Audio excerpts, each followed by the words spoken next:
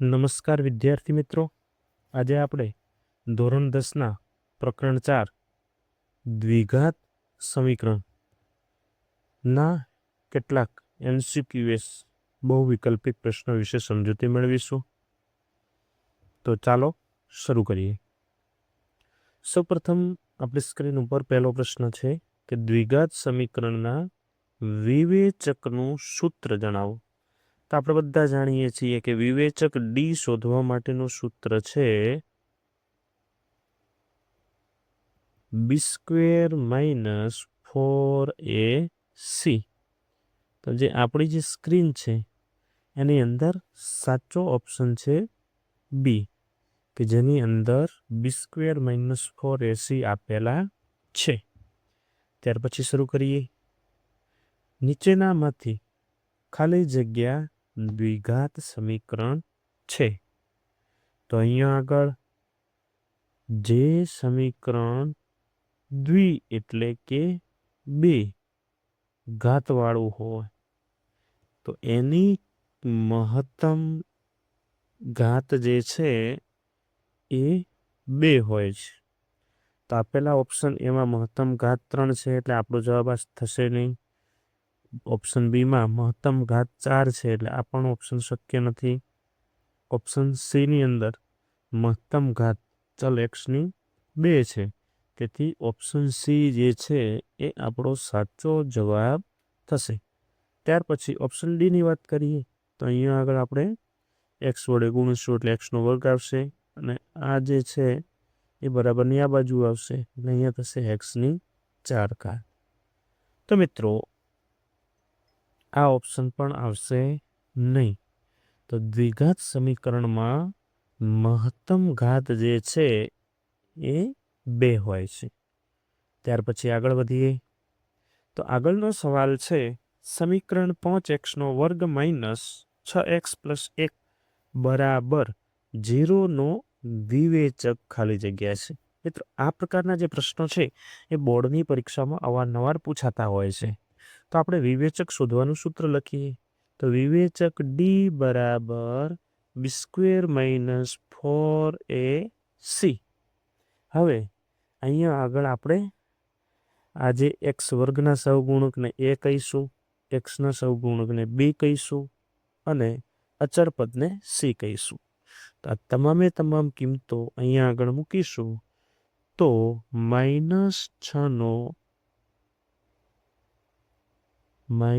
-6નો વર્ગ -4 એની જગ્યાએ મૂકીશું 5 અને સીની જગ્યાએ મૂકીશું 1. -6નો વર્ગ થશે 36, 5 ચોક 20 અને 36માંથી 20 બાદ કરીશું તો ડીની જે કિંમત છે એ મિત્રો આપણને મળે છે 16. તો આપણો સાચો જવાબ છે ઓપ્શન એ. ત્યાર પછી મિત્રો આગળ વધીએ. સવાલ નંબર 4. જો ખાલી જગ્યા હોય તો દ્વિઘાત સમીકરણને વાસ્તવિક ઉકેલ ન હોય. તો ઉકેલ દ્વિઘાત સમીકરણના મેળવવા માટેની જે શરતો છે એ આ પ્રમાણે છે કે જો બી બરાબર 0 તો બે સમાન ઉકેલ મળશે. ડી > 0 તો બે ભિન્ન ઉકેલ મળશે અને ડી <0 તો ઉકેલ મળશે નહીં.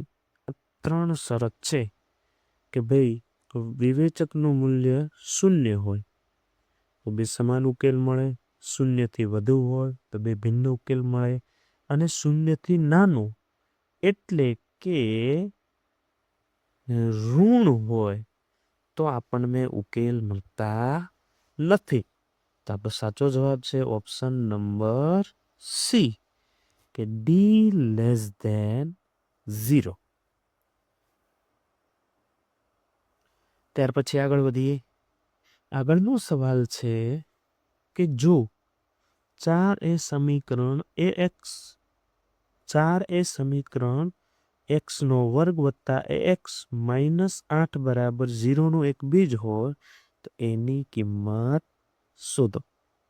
હવે મિત્રો આપણે એની કિંમત શોધવાની છે અને આ એક ઉકેલ આપેલો છે. તો આપણે x બરાબર 4 લઈ અને આપણું જે સમીકરણ છે x નો વર્ગ વત્તા ax ઓછા 8 બરાબર 0માં xની કિંમત જે છે એને આપણે મૂકી દઈએ. તો કે 4નો વર્ગ વત્તા a કૌંસમાં 4 ઓછા 8 બરાબર 0. ત્યાર પછી 4નો વર્ગ થશે 16. 4a -8 બરાબર 0. 16માંથી 8 બાદ કરીશું એટલે 8 વધશે બરાબર 4a બરાબર 0. હવે 4 એને કરતા બનાવીએ 8 આ બાજુ આવે એટલે -4 દુ 8 એટલે કે આપણો જવાબ મળે છે a બરાબર -2. તો સાચો જવાબ થશે આપણો ઓપ્શન સી કે એની કિંમત -2 મળશે. ત્યાર પછી મિત્રો આગળ વધીએ તો કે આગળનો સવાલ છે ખાલી જગ્યા દ્વિઘાત સમીકરણના બીજ સમાન નથી. મિત્રો સમાન બીજ માટેની જે શરત છે એ છે વિવેચકનું મૂલ્ય આપણને 0 મળવું જોઈએ. તો વારા પરથી આપણે દરેક ઓપ્શનની ચકાસણી કરીએ. ઓપ્શન નંબર એની અંદર જોઈએ કે b² - 4ac લઈએ. બી બરાબર લઈશું આપણે -10નો વર્ગ -4 એની જગ્યાએ લઈશું 1 અને સીની જગ્યાએ લઈશું 25. 10નો વર્ગ 100, 25 ચોક 100. તો અહીંયા 100 - 100 એટલે 0. અહીંયા આગળ ડીની કિંમત આપણને પ્રાપ્ત થાય છે 0 એટલે બીજ મળશે સમાન કે આ ઓપ્શન આપણો આવશે નહીં. ત્યાર પછી આગળના ઓપ્શનમાં ચકાસીએ તો કે ડી બરાબર b² - 4ac અંદર આપણે કિંમત મૂકીએ તો એની જગ્યાએ મૂકીશું +4નો વર્ગ -4 એની જગ્યાએ મૂકીશું 1 અને સીની જગ્યાએ મૂકીશું 4. 4નો વર્ગ 16 - ચોક્યું 16. જવાબ આવે છે 0. આ ઓપ્શન પણ શક્ય નથી. અહીંયા પણ સમાન બીજ મળે છે. ત્યાર પછી આગળ વધીએ તો ડી બરાબર બીની જગ્યાએ લઈશું -6નો વર્ગ -4 એની જગ્યાએ લઈશું 1 અને સીની જગ્યાએ મૂકીશું 9. 6નો વર્ગ 36 -6નો વર્ગ 36 થશે 9 ચોક 36. 36માંથી 36 જશે એટલે જવાબ મળશે 0. તો આમાં પણ સમાન બીજ મળે છે એટલે આ ઓપ્શન પણ આપણો શક્ય નથી. બરાબર. હવે સમાન બીજ ન મળે એના માટે વિવેચકનું મૂલ્ય જે છે એ શું હોવું જોઈએ તો કે ભાઈ ડીનું મૂલ્ય 0 કરતાં વધુ હોવું જોઈએ. તો અને તો જ સમાન બીજ હોય નહીં.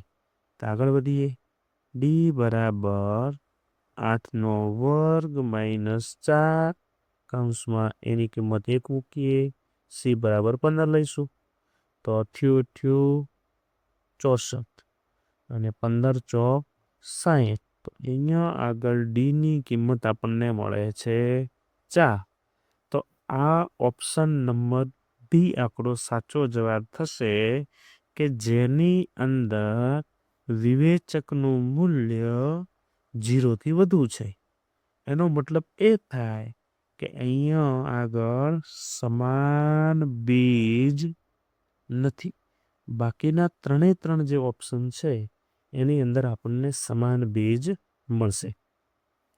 ત્યાર પછી આગળ વધીએ તો આપણી પાસે એક સમીકરણ આપેલું છે કે 6x² - 13x + m બરાબર 0ના બે બીજ પરસ્પર વ્યસ્ત હોય તો એમની કિંમત શોધો.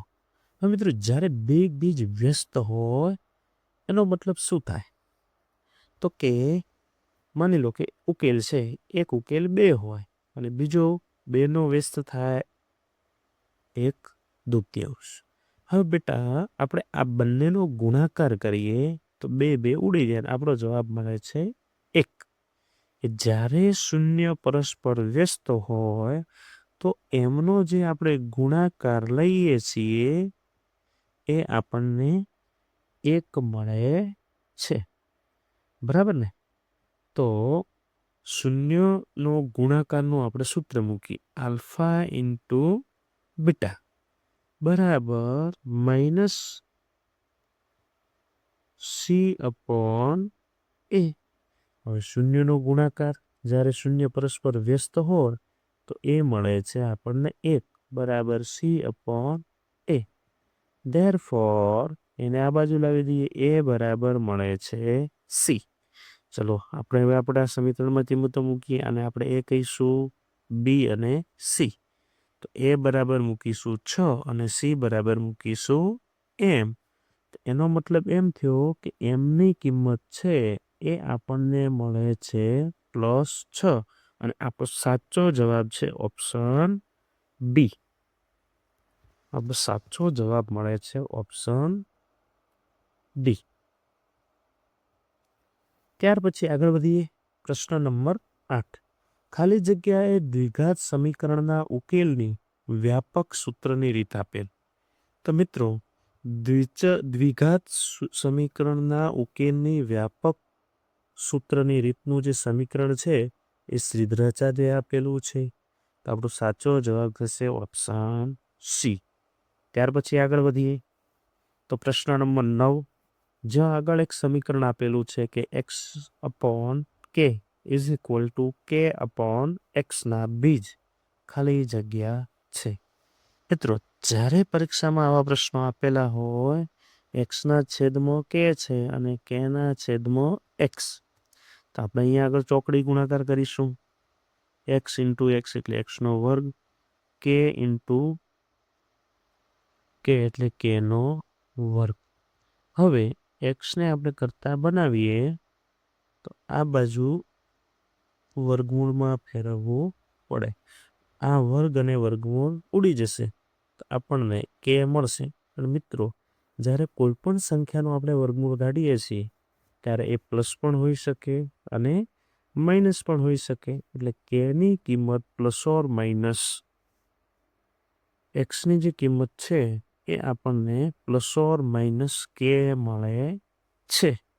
એનો મતલબ એ થશે કાં તો k પ્લસ હશે અથવા તો k ની કિંમત માઇનસ મળશે.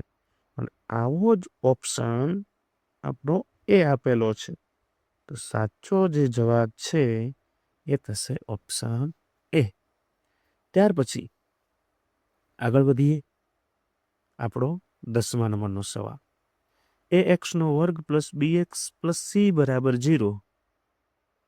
જો a ≠ 0 ના બીજ સમાન હોય તો નીચે આપેલા વિકલ્પો પૈકી ખાલી જગ્યા વિકલ્પ સત્ય છે. મિત્રો બીજ જે છે એ સમાન છે. એટલે બીજ સમાન હોય તો વિવેચકનું મૂલ્ય શું મળે છે? 0 હોય. હવે આપણે જાણીએ છીએ કે વિવેચક ડી શોધવાનું જે સૂત્ર છે એ છે b² - 4ac. ડીની કિંમત લેવાની છે આપણે 0 બરાબર b² - 4ac. b² ને આપણે કરતા બનાવીએ તો 4ac આ બાજુ આવશે. તો કે 4ac માઇનસના થઈ જશે પ્લસ. અને આવો જ ઓપ્શન જે છે એ છે આપણો ઓપ્શન નંબર બી, કે જે આપણો સાચો જવાબ થશે. ત્યાર પછી આગળ વધીએ કે અહીંયા આગળ એક સમીકરણ આપેલું છે કે 2x + 1 (3x + 2) બરાબર 6 (x + 1 x - 2) એક ખાલી જગ્યા સમીકરણ છે. તો મિત્રો આપેલ સમીકરણને ઓળખવા માટે આપણે એનું સાદું રૂપ આપવું પડશે. તો ચાલો પહેલાં તો આપણે એનું સાદુરૂપ આપીએ કે 2x નો 3 સાથે ગુણાકાર કરીશું એટલે 3 દુ 6x નો વર્ગ. ત્યાર પછી 2x નો 2 સાથે ગુણાકાર એટલે 2 દુ 4x. પછી 1નો 3 સાથે ગુણાકાર કરીએ તો 3 એકા 3x. પછી 1નો થશે 2 સાથે ગુણાકાર એટલે 2. ત્યાર પછી અહીંયા આગળ 6 ને અંદર ગુણી દઈએ તો 6 એકા 6x પ્લસ 6 બીજા કૌંસમાં x માઇનસ 2. ત્યાર પછી અહીંયા આગળ જે સમાન પદો છે 4x પ્લસ 3x નો સરવાળો થશે 7x પ્લસ 2. પછી 6નો x સાથે ગુણાકાર કરીશું 6x નો વર્ગ. 6નો 2 સાથે 6 દુ 12x. 6નો x સાથે એટલે 6x. 6નો 2 સાથે એટલે -12. તો હવે 6x નો વર્ગ પ્લસ 7x પ્લસ 2 બરાબર 6x નો વર્ગ. 12 ને -12x છે અને અહીંયા પ્લસ 6x છે તો બાદબાકી કરીશું એટલે 6x મળશે. અહીંયા -12. હવે આપણે આ બધા પદોને આ બાજુ લાવી દઈએ છીએ. 6x નો વર્ગ પ્લસ 7x પ્લસ 2. 6x બરાબરની આ બાજુ આવશે એટલે -6x નો વર્ગ. -6x આ બાજુ આવશે એટલે +6x. -12 થશે +12. અહીંયા 6x નો વર્ગ પ્લસ 6x નો વર્ગ માઇનસ ઉડી જશે. 6 અને 7x અને 6x નો સરવાળો 13x પ્લસ 2 અને 12 નો સરવાળો કરીશું એટલે 14x બરાબર 0 આપણને મળે છે. અહીંયા ચલ xની જે ઘાત છે એ કેવી છે? 1 છે.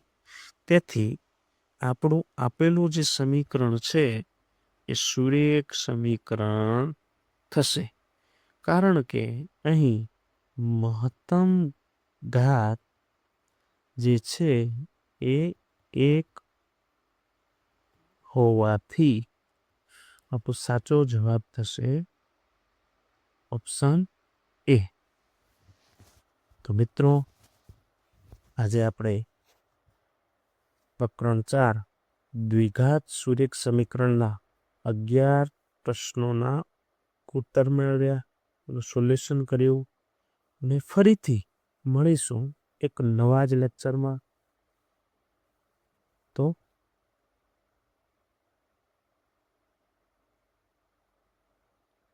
આપણી ચેનલને લાઈક, સબસ્ક્રાઈબ અને શેર કરવાનું ભૂલશો નહીં. આવજો.